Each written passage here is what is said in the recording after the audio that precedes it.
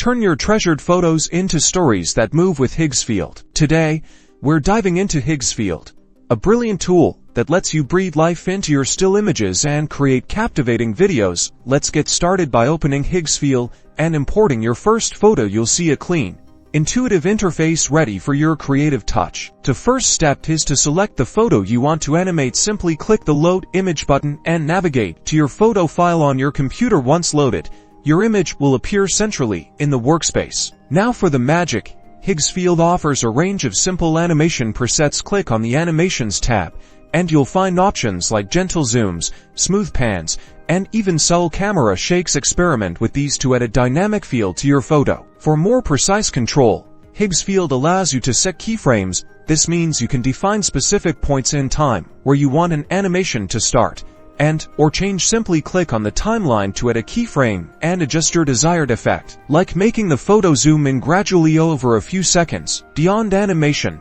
Higgsfield provides essential editing tools to enhance your visuals. You can adjust brightness and contrast, apply artistic filters, or even make minor color corrections to make your photo truly pop before you export it as a video. Once you're happy with your animated masterpiece, it's time to export. Head over to the Export section.